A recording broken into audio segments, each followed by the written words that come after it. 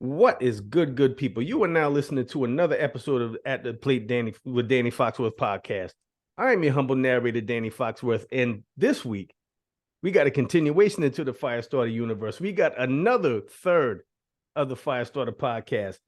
He was born in Queens, currently residing in the District of Columbia. He's a Howard University alum. He's a collector of the finest kicks and scarves. If you go on his IG, man, listen. It's an experience. You're going to see all kind of different, he wears all kind of colorful shit, man. I rocks with it heavy. This is TKO, classy TKO. We got him in the building. TKO, what's good, bro? Salutations. I like How you doing, man? I like that, man. All is right, man. All is right with the world. So, yeah, man. Well, real quick, let me just say, dude, yeah. I'm proud of you, man. I appreciate that, man. A lot of people have these ideas that they throw around and they store them around forever. You know what I mean? Yeah. And they never execute them. And, you know, we were right there, you know, and we still have things we trying to do, whatever, you know, I'm trying to do individually, whatever. And it's just hard, you know, especially the last 3 years, you kind of get confident in your comfort space. You know what I mean? You're right. So for you to jump out here and do it and jump out with 2 podcasts, man, like, you know, salute. Yeah, appreciate that, man. So, I talked about the Fiyastarter, how y'all started the Fiyastarter podcast last week with KBadd, but I wanted to hear how the origins of y'all's podcast from your perspective. So how did you and KBadd and Ba, how did y'all link up?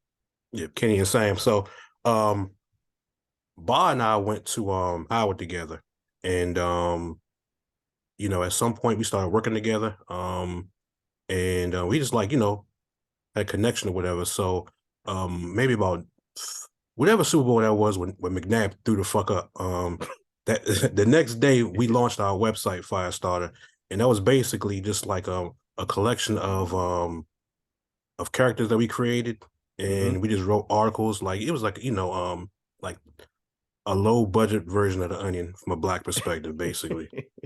You know, so from there, you know, we were doing that for a couple of years. We got a gig with Complex, and started doing some writing for them as well. Wow, very early on. Yeah, like when they were still doing print. You know, one of our favorite articles that like people didn't really get, but the people who got it really got it. It was called the N-word matrix. It was the nigga matrix. So we was like, you know, it was like one of those fucking graphs where, you know, we had everybody in quadrants who can say the word, who can't say the word, who might get a pass because they might be related to somebody, but they kind of look, you know, Rashida Jones-esque, you know what I mean? So we're not quite sure. So yeah, we did that for a few years, and then we kind of took a break there as life started to happen. You know, Bob got married, started having kids, whatever. Or I think he had kids later on, but anyway, we hooked up with Kenny. Kenny is one of the best friends of one of my roommates from college. Gucciavelli on all socials. Works for ESPN and their subsidiaries. So we jumped in there, and you know, Kenny always had like, you know, the same kind of energy that we had or whatever. I think he calls it like, you know, identifying your tribe. So, you know, we just like threw it around for a while, and we just decided to start a podcast, man. So, you know, shout out to Rod, the Black Guy with Tips. He gave me some tips on how to, you know, get some of the software that was for free. We weren't trying to spend no money. And yeah, we jumped out there and started a podcast. Like that was like 2011, 12. Yeah. Dog, like it's been 10 years. That's crazy. Y'all put in some time, bro. I remember when y'all first started, because I used to be on the OKP message board. That's how I know Ba. Right. And I never posted. I was just a serial lurker. And he was always one of my favorite posters. And I remember one of the posters just said, "Darkness is spreading. The Fiyastarter podcast, Fiyastarter podcast has begun." And I was like, "Oh shit! Okay, let me tap in." And dog, it's been on ever since. Yeah, man. Yeah, I tried to do OKP, but just the visual aesthetic, like I don't want to put this on anybody, but like I forgot which college coach in the ACC called NC State's court monkey courts. Hey man, I remember this. It's probably erased from the internet, but I remember somebody calling them joints monkey courts. It's like where you put the camera, like where they like filmed the court. It was just like real weird, and the court kind of looked like it was a handball court with red paint on it, whatever.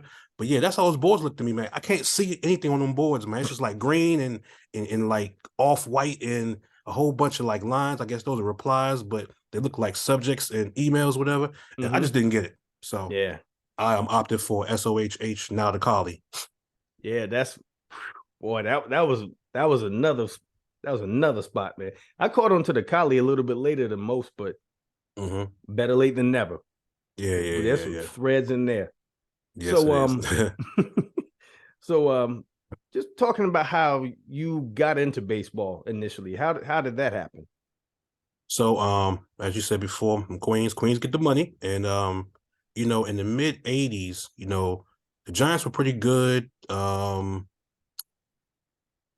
the Mets were like the main attraction in New York. Like New York is like really a baseball town more than, you know, you would realize it is, you know, but you just had to be there to kind of understand how much people love baseball. Like people play baseball in the street, you know, if they don't have a park nearby, and they use sticks. Like my first, you know, experience with baseball was playing stickball in the middle of the street and almost getting hit by cars, you know. So you know, that mid 80s time, you know, there's nothing more electric in New York City than Doc Gooden pitching on a Friday night at Shea Stadium. Yeah. You So know, so I'm assuming that's how you became a Mets fan, you know, growing up around the sport and then living in Queens. yeah, well, you would think, but like my older cousin, Kevin, he's like a super big baseball fan from Queens also. This nigga's a Yankees fan, man. Really? Yeah. How'd Well, that happen? well, first of all, he's smart. Being a fucking Mets fan. Ooh, we'll get to it in a second, bro. Like, yeah, man, it's always something, man. So, you know, I do always like remind, you know, people who are Yankees fans, like, because I don't really have any beef with Yankees fans. Like, you know, I don't, I'm not jealous of them. I don't hate them or whatever. You know, I actually cheer for them when they did get like Doc and Straw and some of the guys like later on in their careers or whatever, man.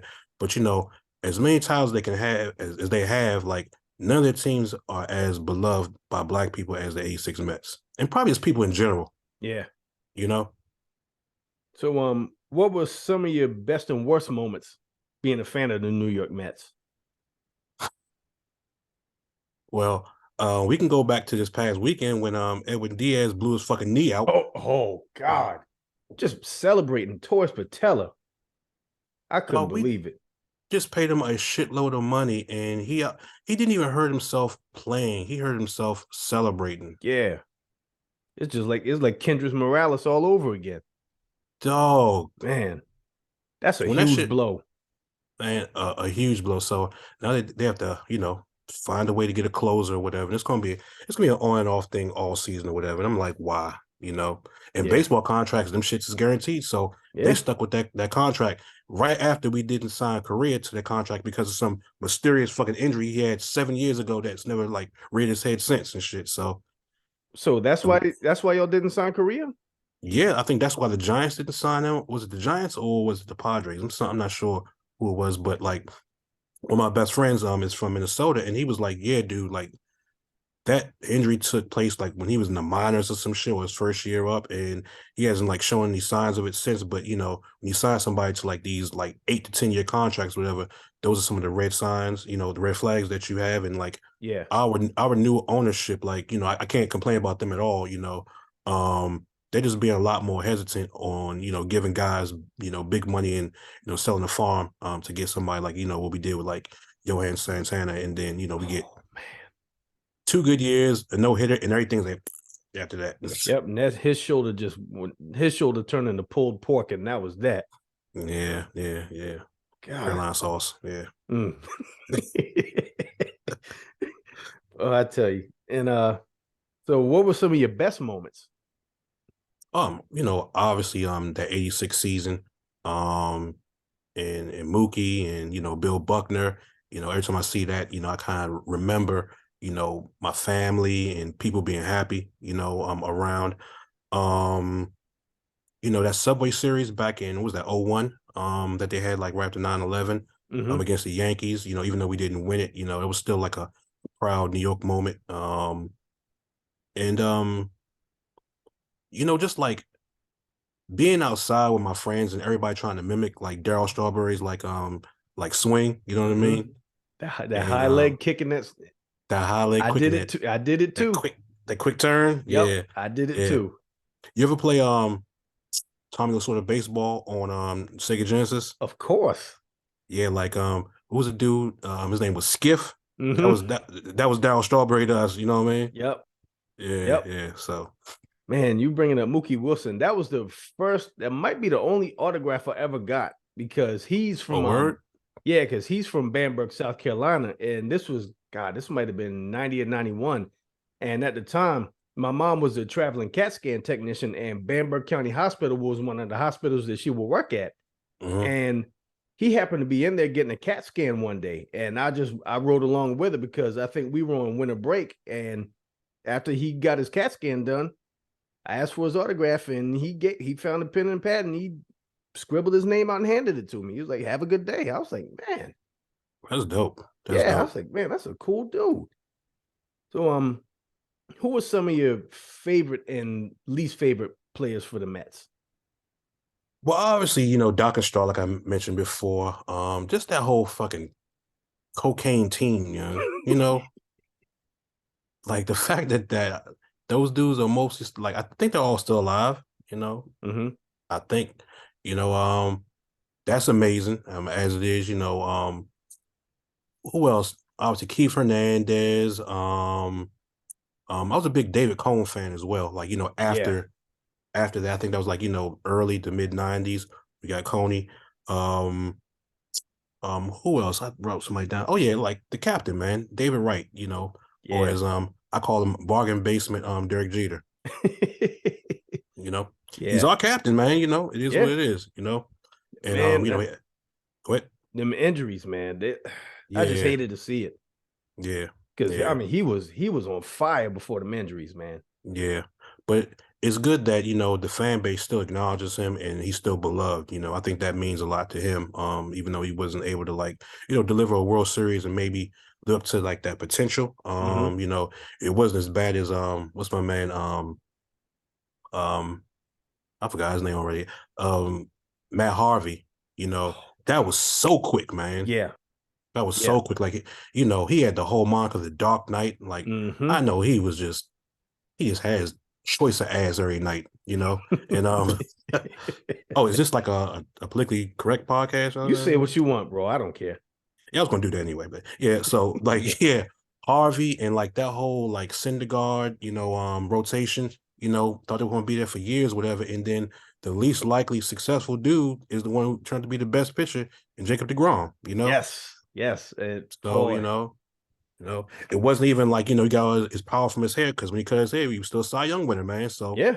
sometimes you have to appreciate the side chick because she can, get bumped up real quick, man. Yeah. Now I'm glad he's with us now. I'm just hoping I'm just hoping he can stay healthy. That's my biggest concern. Yeah. Yeah. Man. So leaving the Mets segment here, I'm gonna go ahead and get into this 5 questions segment. So, first and last question are the same question I ask every guest I have on here, and questions 2 through 4 will be 100% random. So, question number 1: what were the ideal items on TKO school lunch tray? Ah.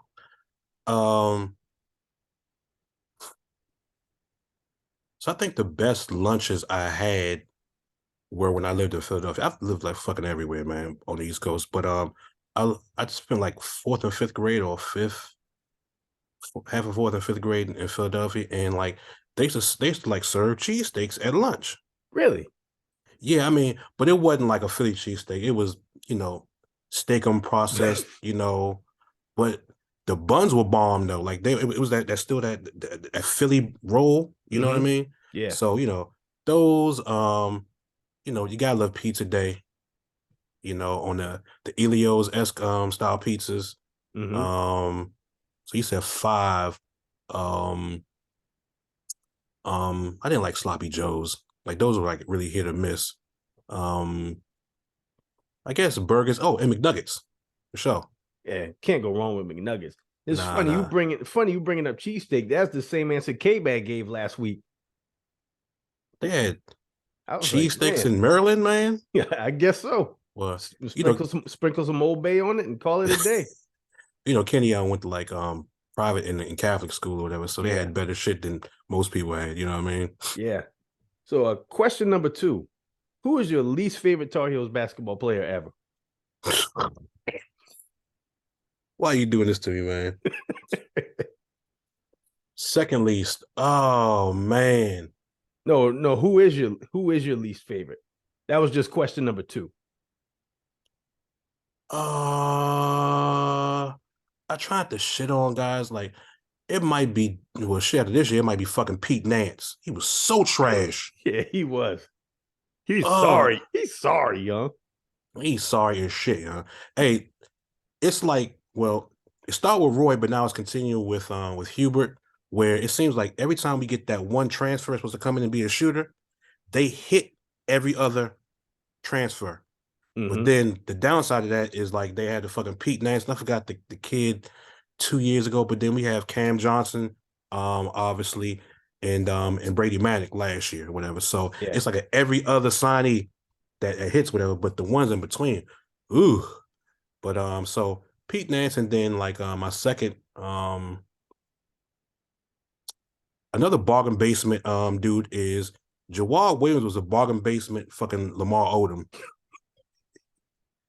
Long as shit, pause, but he had the tools to do everything like good around the basket or whatever, but he'd always just like come short on a layup or something like that. I'm like, nigga, just finish. I hate tall dudes that don't dunk. Like I think that hate started with old video games. Like Bar and I used to like hate NBA Live when niggas didn't have standstill dunks, as we called them. Like, dog, you are fucking Shaquille O'Neal, you under the basket hitting the dunk the ball. Yeah, you ain't got to do all that. Yeah, man. So yeah, shout out to Jawad, but whatever. Yeah, Larry Drew gets my vote. Oh, fuck yes. Yeah. Dog, my bad, young. Fuck that dude. Fuck him. Terrible. The worst. Fuck his dad, too. He was sorry for the Lakers, man. Dog, yeah. Magic could not get a spell, young. It's like, come on, man. Just this guy, he can't get over half court, young, Yeah, so man. Whew, hey, man. That was the pits. LD3. Fuck out. You can't get a fucking acronym when your father's terrible and so are you.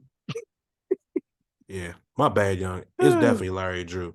See, now I'm thinking about all type of shit like Dante Calabria. Just like, okay, let's move on, young. I'm getting mad.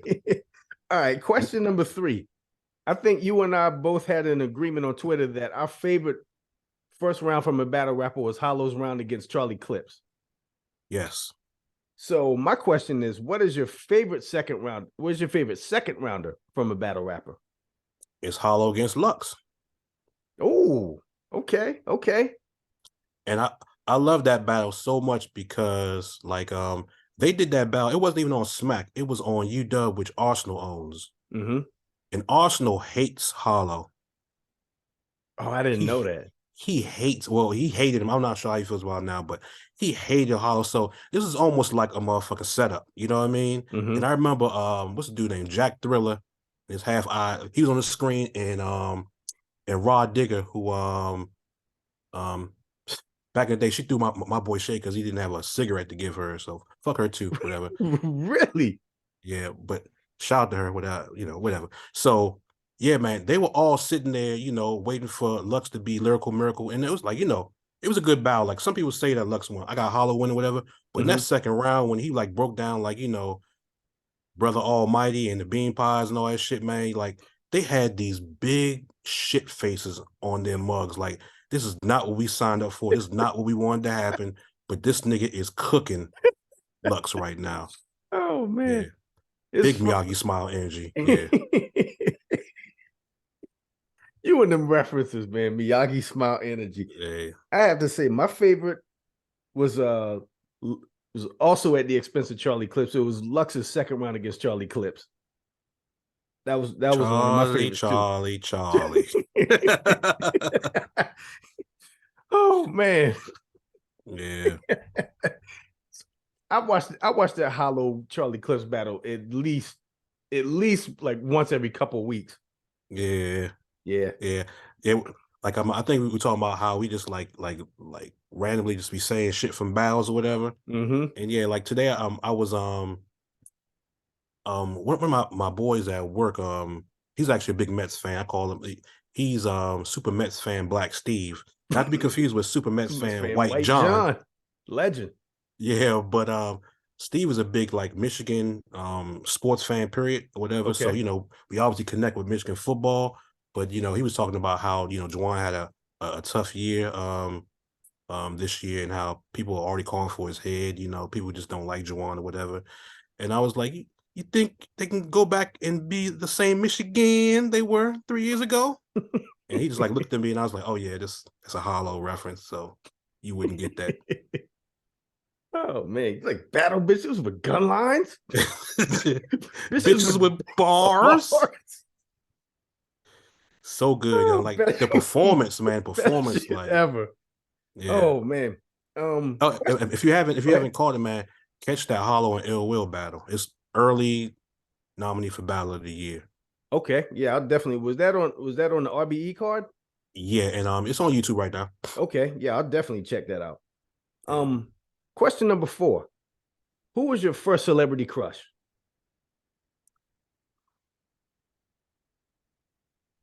You know what, man? It's probably Brooke Shields, man. Word. Okay. You know, that's Yeah. that was kind of like, you know, the symbol of beauty, whatever. When I lived in New York, well, my first stint in New York, you know, my sister, she went to a performing arts college called Hunter College, and she was actually in the class with Blair Underwood. Oh wow. And you know, she just like, you know, she was into art and photography and all that stuff, so she'd always have like Vogue magazines around. So, you know, I'm always looking at Vogue and you know, whatever fashion magazines or whatever, and it's all like, you know, prime early to mid '80s, whatever. Brooke Shields on the cover of everything, so he's like he couldn't avoid her. Yeah, that's And true. so it's before I saw black women on magazines, y'all. You know, I'm reformed now. Don't come for him, Dr. Umar. Please don't, build your school first. Yeah, no And shots, no shots. question number 5. What was the last thing that made you laugh uncontrollably?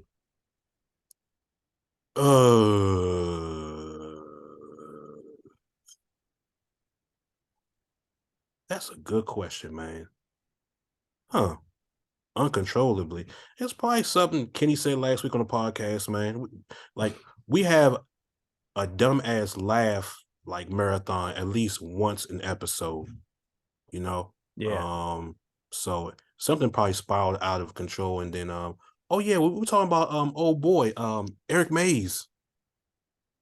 Oh, I still haven't seen those videos yet. Yeah, it's a city council in Flint, Michigan, that's headed by this dude named Eric Mays, and he's a fucking terrorist. Like he has this woman, I forgot her name. Like, is it I forgot what her name is, but she looks like George Costanza's mother, and she came for him in their first meeting or whatever because he's kind of rough around the edges, so he kind of looks like he doesn't belong there. He's a little ignorant or whatever. But this dude knows the law like his backhand. So when she came for him, he said, "Okay, bitch, you came for me. I'm going to be your worst nightmare for as long as you're on this council." And sure enough, he comes for her every meeting. Damn. Yeah, yeah. He real good and ignorant though. Yeah, super good and ignorant. Yeah. Oh God. You know what? I have to go back. Speaking of y'all last week's podcast, I think I might have talked about this with KBadd last week, but every time y'all do the segment and I hear KBadd say this next email's from Brian, I'm like, yeah, I'm strapping in, dog, because I know it. Ooh, buddy. Man, what was that? I'm trying to remember the tank that he said, and you were like, that joint sound better, young. Yeah. Hey, when you take something and the wrong context sounds better than original, man, hey, you gotta point it out, man. I It's a remember conversation. I remember he called the show Smart Alec instead of Smart Guy. Yeah, that sounds better. Yeah. You got a point. You got a point. They could have named the fucking kid Alec or Alex and shit. That shit would have been better. There you go. There you go. So there anything that you want to plug or promote? The floor is yours. No, man, you know, like I just want people to really like embrace like the ideals that they have and just like go out there and try to apply them, you know, any way that they can. Like I had a girl I was dating and you know, because, you know, I also cook pretty well as also. So when we were dating, like I didn't know she could cook because I'd always just cook, you Mm-hmm. know. And since then she's become a fucking Instagram and TikTok star and she had like a pilot that was being discussed for like the Food Network or whatever. And Really? I'm like, yo, that's just because she applied herself to something while she had some downtime, you know. I know everybody isn't at the same place that they were 3 years ago, Mm-hmm. in terms of like, you know, time, or whatever, but you know, it's still not most likely as much time as you like spend at your job, you know, 40, 50, 60 hours plus or whatever. So man, when you got that, when you have that spare time, man, you know, just chase something that you're interested in, man, and you never know where it's going to lead you, you know, and you can have fun, you know, in the interim. I was somewhere, listening to somebody speak, a couple of weeks ago, and they said, man, you know, when you're doing something you love, man, it's never work. Like, you know, that's kind of That's like real. loosely based or whatever. Like it can become work, whatever, man, but you know, it's enjoyable work. And I think that's where Right. everyone would like to get to in terms of, you know, their placement in this world, The you know. doors of the church are open. Yes, sir. Man, so Tone, I appreciate you being on. Hold Where up, can hold up. You had one more question on here that I had my favorite non-Mets players. Oh, okay. Well, yeah, let's go back to that then. All Yeah, right, that's my fault. I completely skipped over that. no problem. I got you. Um, Barry Bonds, of course. Tim Lincecum. Yeah. Yeah. When he was in the minors, that's kind of like where, you know, me and Super Mets fan White John and I like really got our bond for baseball. You know, we love the Mets, whatever, man, but you know, he's like real big into baseball. I'm just kind of like a service baseball player, whatever. Mm-hmm. And I remember I was in his office and I saw a video of Tim Lincecum or whatever. So I just like started Googling him or whatever. And then I never forget, like, I loved the fact that his father was like one of his early coaches or whatever. And like, if you remember Tim Lincecum's like delivery, like it's so elongated and it's like he reaches all the way over and then comes back down.